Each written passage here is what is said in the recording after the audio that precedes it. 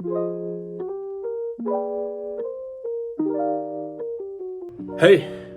I thought I'd take you along for the journey, the experience. Shoes to hand, looking quite fresh, to be fair. I'm off today to watch the great, the powerful, the famous Jordan Peterson. So I thought you guys deserve to come along. Come along with me. Let's go. This was so spontaneous. So a friend of mine, Conrad, who used to work with me at Bespoke, he dropped me a text a couple hours ago and said, I'm heading to watch Jordan Peterson in the O2. Do you fancy it? And I said, what more would I want to do on a Wednesday evening than go to watch Jordan Peterson? I don't even know what he's doing. He's probably giving a talk, a lecture, maybe talking about a concept.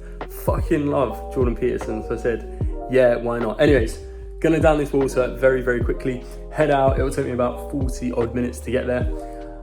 And yeah, excited. Trains were packed, or the tube was packed. But we have made it here with an hour to spare for the event. Here we are, the O2 Greenwich.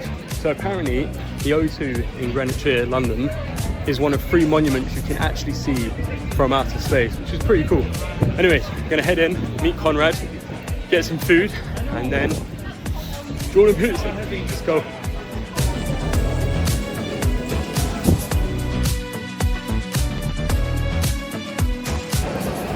So just here with a man, Conrad. He was invited us out to the event.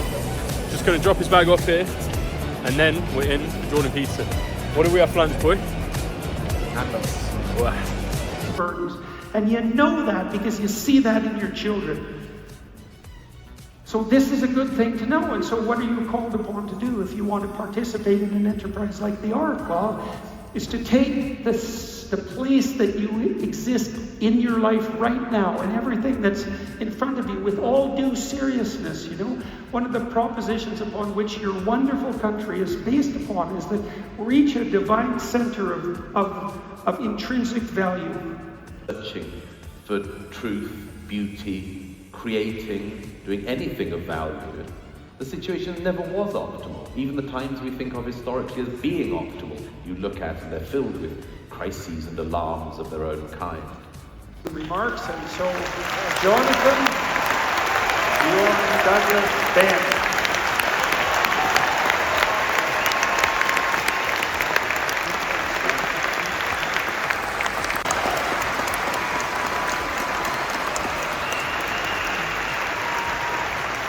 And with that, I'm going to invite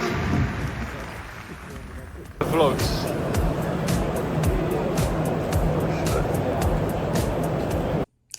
Hey guys, just got back in from the Jordan Peterson event, Beyond Order, which is his 2022-2023 tour. And it was interesting, he kept on saying the word arc, and it's essentially his vision for the future. So a very interesting show. Jordan Peterson probably spoke for about 40 minutes, and then he brought on 3 guests who were from different spectrums, different realms. So a gentleman called Jonathan, Bjorn, and Douglas. And I can't remember their surnames, which is shocking. And then they gave their views on some questions that he had, and they were all very different. And if I was to summarize the event, I'd call it an introspectively deep and philosophical event. There was lots of political opinions and thoughts on the world, and some very interesting views on the way how we're morphing as an evolutionary society, which was fascinating. And what I'm going to do after this video, because I've made a load of notes on this phone right here, is I'm going to record a session where I'm literally going to read off my notes.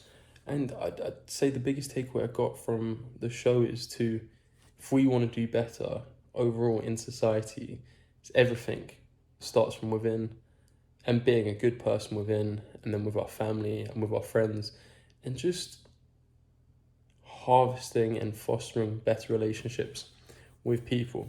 So anyways, it is 11:30 at night. I'm going to meditate, and then I'm going to go to bed. So I'll see you all tomorrow.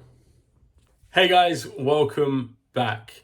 So I have a ton of notes on my computer here, which is a summary of everything that I took notes on from the event.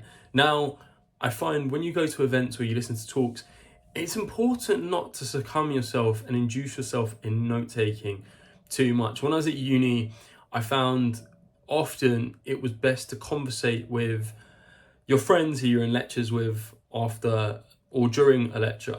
And I found that the more you were taking notes, the more you detached from the lecture and you missed really small idiosyncrasies from what was being told. So I've made about a page and a half worth of notes from the event and I wanted to dissect them. So how the event kicked off, as I mentioned in my video, Jordan Peterson spoke for about 40 minutes and he spoke about, in great length, some concepts. So he mentioned a really strong point. He said true maturity comes from when someone else matters more than you do. And he essentially alluded to the evolutionary cycle of humanity, that to its core, humans are put on Earth to reproduce and essentially have children. And that's our main and biggest purpose on Earth. And he said that in his eyes, and for those of you who don't know Jordan Peterson, he's a clinical psychologist and probably right now the most well-renowned clinical psychologist that is alive. And he takes upon and amasses literature from some of the cleverest minds on Earth. So what he says isn't or shouldn't be taken lightly. And for those who do know Jordan Peterson, you're probably in one of two camps. You probably love him, you adore him. I wouldn't say I adore him. I do very much like him, probably borderline love him as to what he's done for my life and the things I've learned from him. Or you are really against his views because he does have some extreme views, which I won't touch upon.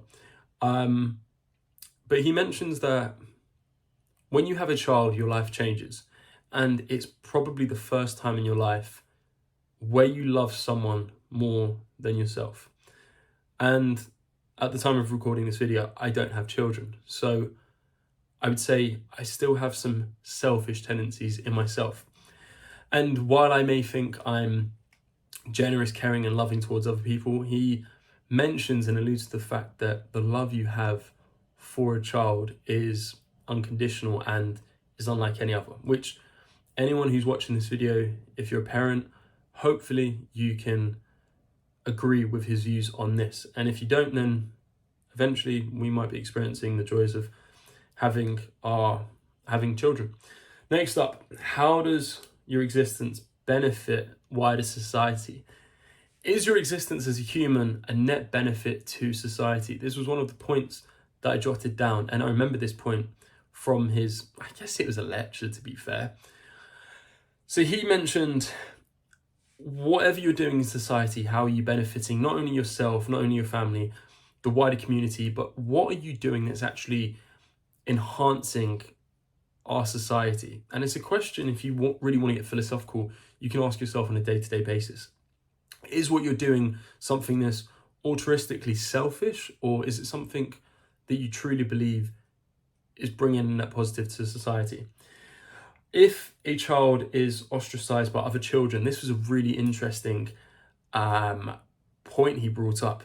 So he mentioned if a child is ostracized by other children by the age of 4 or 5, they are likely to turn out to be in a negative society once they grow up. So he generally looks at children at this age, if they can't integrate with other children because they can't play. That's what he said. If children at the age of 4 or 5 can't play well with other children, and they have a tendency to push other children away and they're selfish and they snatch, then they tend to become narcissists.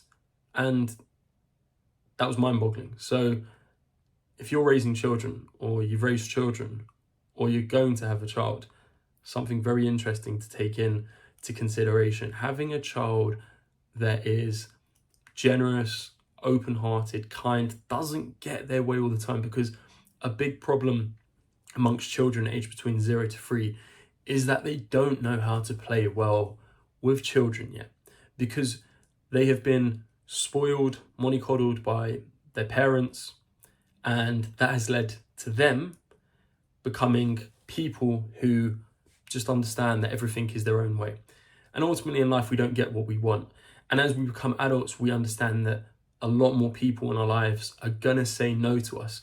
And we have to accept that. We have to accept rejection and doing stuff that other people want to do, actually conforming to other people's requests and desires, and not actually doing things that is what we want, as I mentioned. So that's moving on from children. He then mentioned, once married, you're a reflection of your partner. When they're doing well, you're doing well. Vice versa. So when they're upset or miserable, that's a reflection of you. And the longer you stay with your partner for, whether it be just platonically without marriage or in marriage, that reflection deepens. So you often see that when couples are going through adversity and troubles, you hear of them together. When they're doing well, they're doing fantastically well, they're doing great. And it was a reflection point that I dawned upon and thought, in my own relationships, that is so true. And in other relationships that I've seen amongst family members and friends, that generally speaking, you start to talk about people in the collective. You don't just speak about them in the singular. So that was a good point.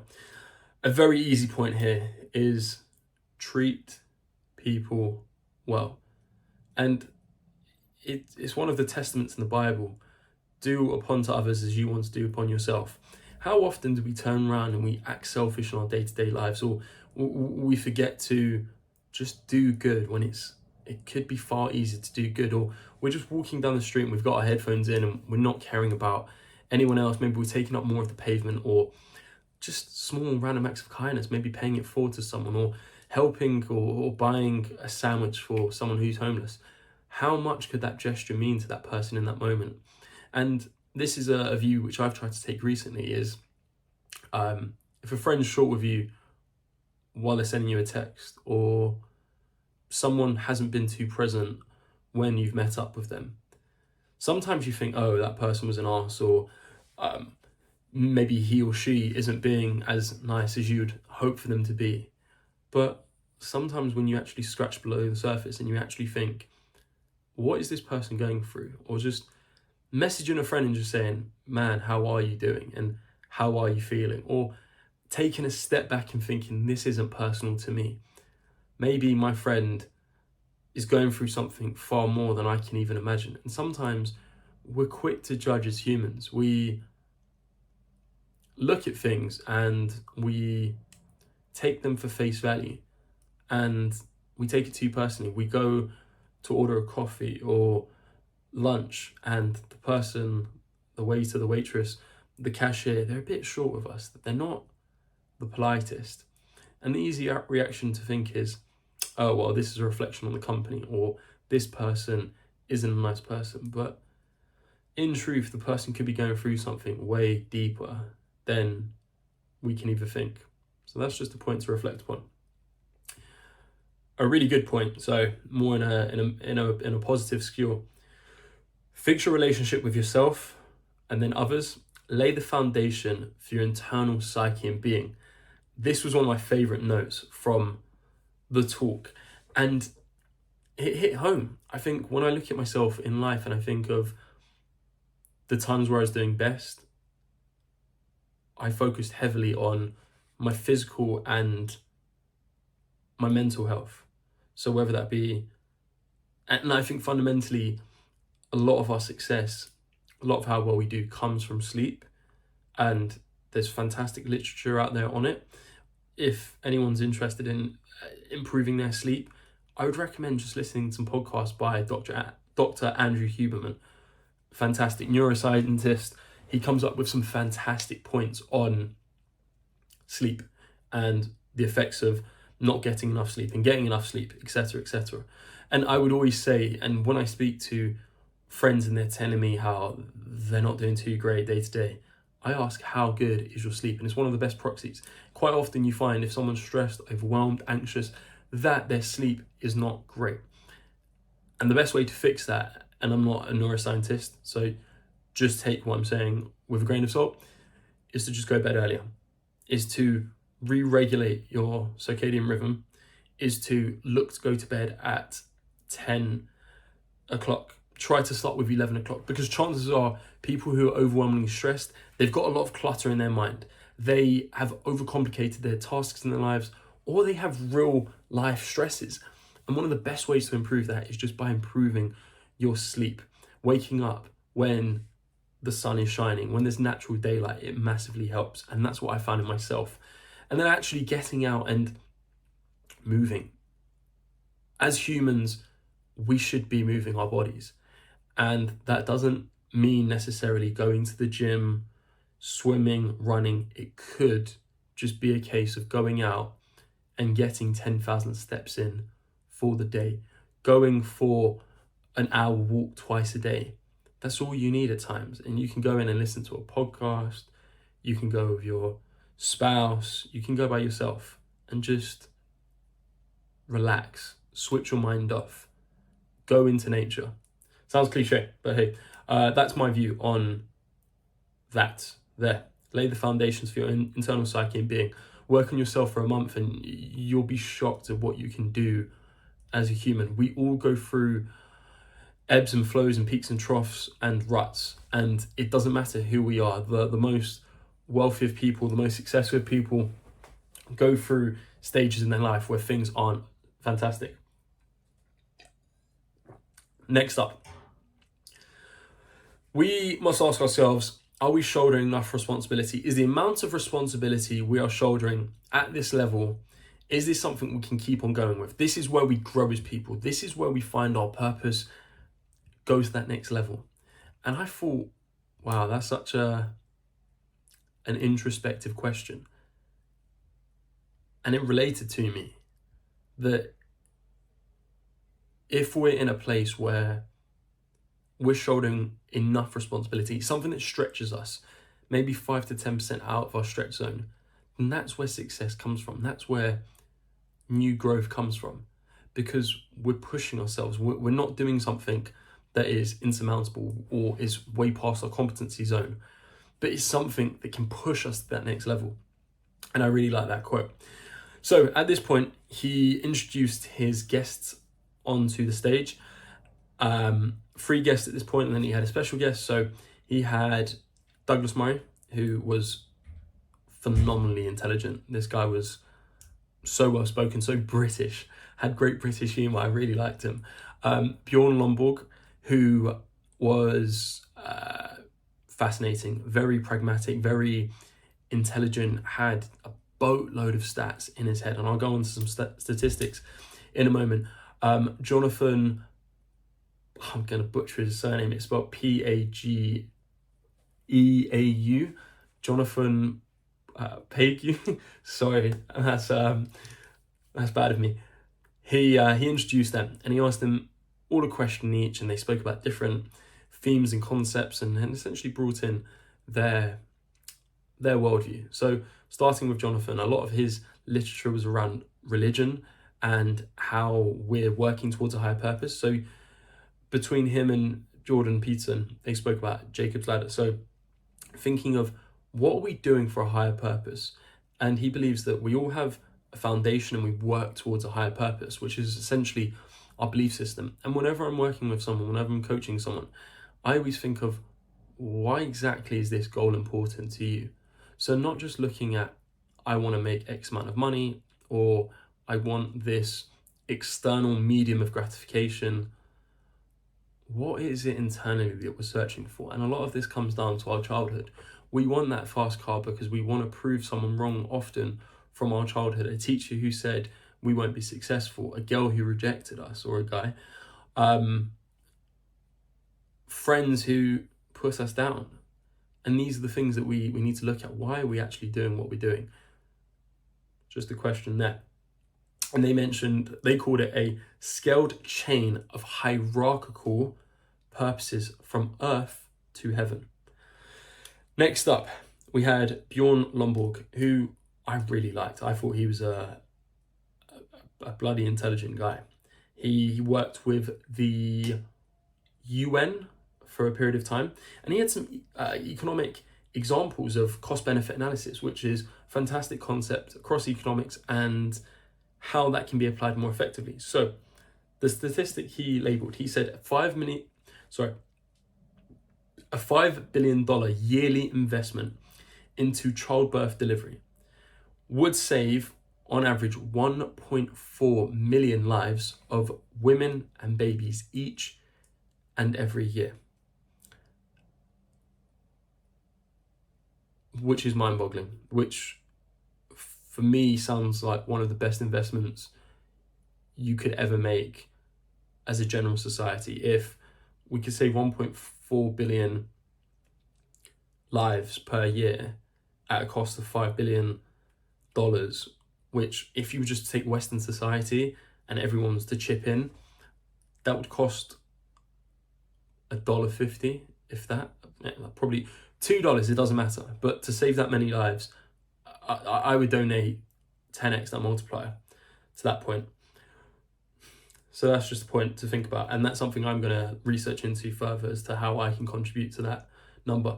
Next, which is something I feel very passionate about. I think if you want to improve the overall economy, if you want to improve the overall level of society, it starts with education. So a $10 billion investment in providing children with tablets that they can use for 1 hour a day. So this is the 470 million odd children that are on the planet right now, will lead in the long run to a net increase in GDP of $600 billion. So increasing the education level, giving children a tablet. And the reason why a tablet's important is because it can be shared around. So say you've got a household with 3 children, one kid can use a tablet from 5 till 6, 6 till 7, 7 till 8 as an example. And I thought it was fantastic. And just looking at that, a $10 billion investment, there is so much rubbish that I believe governments and societies and world banks and decision makers, policy makers invest into, and you look at the fundamentals and undertake sufficient cost benefit analysis, these analyses make sense as long as they hold complete truth, weight and feasibility. Next up, Jordan moved on to Douglas Murray, who again, as I said, ex-Oxford alumna, very, very well spoken, had that British quirk with what he was saying. And they were talking about some great concepts. They were talking about stop admiring a dying flower, which I thought, where are they going with here? And they said a flower cut off from the tree is quickly dying, which, it started to get deep. The aim should be to keep the flower in the soil so it can continue to grow and flourish. And that's what happens sometimes when we're doing something that might look pretty in the interim. There might be cases of immediate gratification, but once we cut a flower with its root, it is dying, which was super interesting. They also spoke about negativity bias towards news stories, and naturally news stories that are negative have a Pareto principle with them. So 80% of news stories, Pareto principle in the sense that 80% of stories published are negative, 20% are positive, and that ultimately the stories on web pages, newspapers, wherever, they're generally negative, and that's what people gravitate towards. And another point was have less material possessions and live a life full of gratitude and happiness. And they mentioned they know some very, very wealthy people who have it all, but they're not happy. Whereas there are other people with next to no material possessions, and they live a life of abundance, gratitude, happiness, wealth, because they're not searching for material possessions to make them happy. And then Jordan unveiled a special guest. Ben Shapiro came onto the stage, and I will admittedly hold my hands up. I didn't know any of the guests. My friend who I went with, Conrad, he knew Ben Shapiro, and apparently he's got some very far-right views, and I try not to get into political agendas because that is over my head, so to speak. I'm not really into politics at the moment just because there's so much that goes on. And they mentioned a few points. They spoke and gave back a conversation. And one point they said was, accepting life will come to an end means we lose fear of the end outcome. We're all mortals and fragile. And fundamentally, throughout this life that we're doing, which is incredible and cool and journey, we should do work with great people. Do great work with great people, they said. And I thought that's telling. And a lot of it just comes down to picking your journeys. And I think as you get older, you learn to pick new and more abundant journeys. So those were all my notes. I hope that this video was useful to you.